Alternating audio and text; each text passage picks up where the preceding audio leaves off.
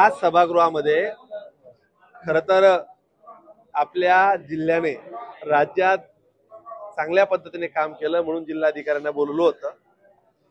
जिल्हाधिकाऱ्यांचा पालकमंत्र्याचा ठराव पण तिथं झाला की चांगलं काम केलं। 150 दिवसाच्या कार्यक्रमामध्ये महाराष्ट्रात आपला जिल्हा अव्वल राहिला, ती एक चर्चा झाली। आणि विकासात्मक काही आमदारांनी, काही खासदारांनी, मंत्र्यांनी सगळे प्रश्न मांडून चर्चा झाली। एका पोलीस निरीक्षकाविरुद्ध आपण गंभीर आरोप लावलेले आहेत, ते पोलीस निरीक्षक कोण आणि आरोप कशा स्वरूपात? पीआय एलसीबी यांच्या संदर्भातली ती विषय होता।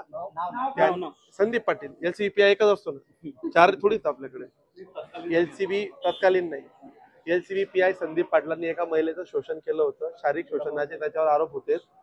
ते सर्व पुराव्यानिशी मी डीपीडीसीत ते दिलं आणि सगळ्या आमदारांनी, मंत्र्यांनी एकजुटीने ठरवलं की अशा पोलीस निरीक्षकावर गुन्हे दाखल झाले पाहिजे। त्याची एलसीबी वरनं हकालपट्टी आजच्या आज तात्काळ होणार आहे। त्याला एलसीबीतनं काढून त्यांच्यावर गुन्हे दाखल करायची कारवाई चालू झाली।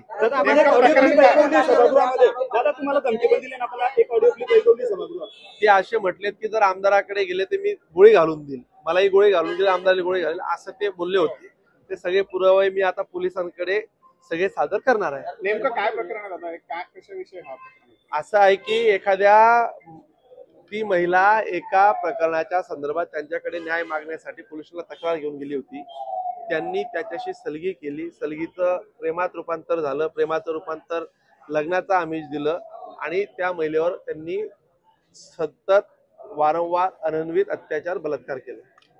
लग्नाला जेव्हा तो नकार द्यायला लागला तर ती महिला, त्यांनी सांगितलं की माझी बायकोकडनं मला अडचणी आहेत, आम्ही आता डिवोर्स घेतोय, अशा पद्धतीचं।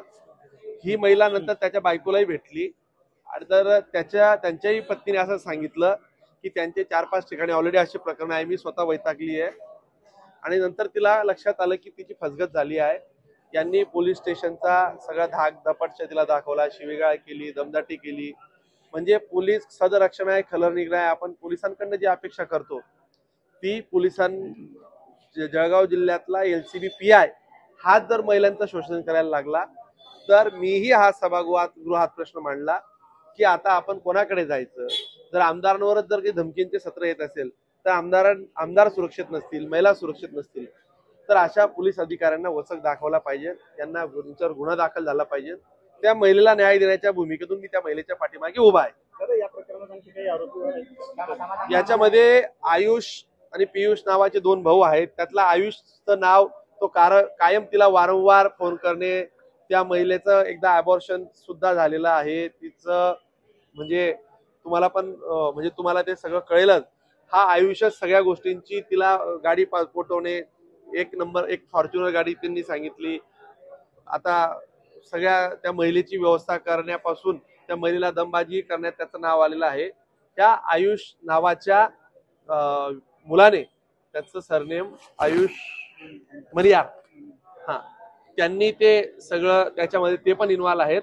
आणि हा आयुष या जिल्ह्यातल्या बऱ्याचशा मोठमोठ्या तुडी पाणींमध्ये काही ठिकाणी कुठे रेड पाडायची, कुठे काय करायचं, त्या नियोजनामध्ये हा आयुष असायचा। तर तोही तपास करायला लावला। त्याला पोलिसांनी 2 भावांना गनचे परवाने दिले आहेत। ते कशासाठी दिले, त्यांच्या जीवाला ते असे काय कामं करतात की ज्यांना गनचा 2 भावांना परवाना द्यावा लागला, त्यांचं व्यवसायाचं स्वरूप काय आहे, हेही मी आता एसपींना सांगणार आहे। ते गनचे परवाने रद्द करणार आहे। ते गुन्ह्यात जर असतील, आयुषचा गुन्ह्यामध्ये सहभाग प्रथमदर्शी दिसतोय, त्या महिलेने जे मला दिलेत पुरावे, त्यात आयुष्यही गुन्हा दाखल झाला पाहिजे, हेही आता आहे। एकंदरीत महिला जी आता फिर्याद देईल त्याच्यानंतर या गुन्ह्याचं कळेल। पण या जिल्ह्यामध्ये कुणीही अधिकारी अशा पद्धतीने वागेल ते आम्ही खपवून घेणार नाही। तो कितीही वरिष्ठ अधिकारी असू द्या, महिलांना जर असुरक्षितता असेल तर त्यांच्या पाठीमागे उभं राहण्याचं काम लोकप्रतिनिधी म्हणून मीही करणार आहे। त्या एलसीबी पीआयला जेलमध्ये जावं लागेल एवढंच या निमित्तानं सांगितलं। 1 महिन्यात जवळपास लागला कुणाला अडचणी काय होत्या? माझ्याकडे त्यांनी काल येऊन ती तक्रार सांगितली। ते कोणाकोणाकडे गेले मला माहिती नाही। ते त्यांनी मला सांगितलं की आम्ही डीवायएसपी ऑफिस, एसपी ऑफिसलाही त्यांना सांगितलंय, पण त्यांनी का नाही केला हा भाग एक वेगळा असू शकतो। परंतु मी एसपींशी बोललो, पालकमंत्री बोलले, आम्ही सगळ्यांनी या विषयावर स्पष्ट भूमिका घेतली आहे। असल्या पद्धतीचे अधिकारी आणि पोलीस दलात जर ते काम करून सरकारची आणि प्रशासनाची प्रतिमा मलिन करत असतील तर अशा अधिकाऱ्यांना जागीच ठेचलं पाहिजे. असल्या लोकांना त्यांची जागा दाखवली पाहिजे. चुकीच्या लोकांना अशा पद्धतीने माफी करता येणार नाही. अशा महिलेच्या पाठीमागे उभं राहण्याचं काम देखील जर तिच्यावर अन्याय झालाय तर तिला न्याय देण्याची भूमिका आम्ही सगळ्यांनी घेतली. दादा, एक आहे की जिल्ह्यातील नियोजनाचा निधी येतो पालकमंत्री आपला विचारून खर्च करत नाही का काही संबंध नाही, ते झालं. ते त्याच्यावर एक बैठक ठरली आहे. त्याच्यानंतर पालकमंत्र्यांनी सगळ्यांचं समाधान करून दिलंय. नाही? असं झालं होतं का? आमची चर्चा चालली होती. त्याला काही वेगळं स्वरूप देण्याचं कारण नाही. पालकमंत्री काय तो जिल्ह्यातला निधी काय त्यांच्या घरी काही नेत नसतात. तो शेवटी विकास कामांसाठीच खर्च करतात. त्याला वेगळं स्वरूप देण्याचं काही कारण नाही. अगदी राज्याचाच फॉर्म्युला ठरलाय. 70% हे सगळ्या सत्ताधारी आमदारांसोबत आणि प्रमुख कामांना 30% पालकमंत्र्यांनी हे ठरलेला निर्णयात त्या पद्धतीने चाललंय. आम्ही सगळ्या आमदारांनी खेळीमेळीने चर्चा केली. त्यावरती चर्चा झाली आणि पालकमंत्र्यांनी सगळ्यांचं समाधान केलं.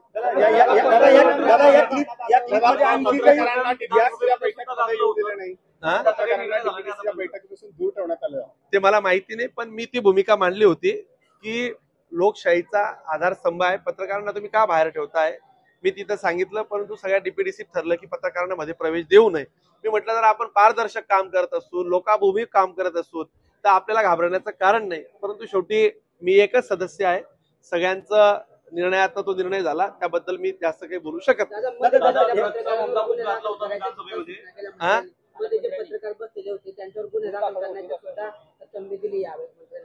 पत्रकारांवर गुन्हे दाखल करण्याच्या सूचना दिल्या नाहीत. अनाधिकृत काही लोक असतील, जे कोणी असतील त्यांच्यावर त्या सूचना होत्या. त्यात काही पत्रकार असतील का नाही मला माहिती नाही.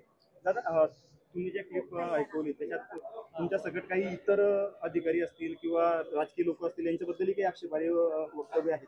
असं काही नाहीये. तपासाचा काही भाग आहे. बघा, माझी तुम्हाला विनंती की तुम्ही त्या विषयाचं, त्या महिलेचं म्हणजे अगदी गोपनीयता ठेवून ते नाव ठेवलं पाहिजे. आणि तिच्यावर अन्याय झालाय. ती आता पोलिसांकडे सगळं तपासाच्या अनुषंगाने पेपर देणार आहे. त्या पोलिसाला चक्की पिसिंग होणार आहे. आणि मी या निमित्ताने एकच सांगेल की या जळगाव जिल्ह्यामध्ये, महाराष्ट्रात अशा पद्धतीने वागणाऱ्या अधिकाऱ्यांची गय केली जाणार नाही. हे देवाभाऊचं सरकार आहे. बिलकुल.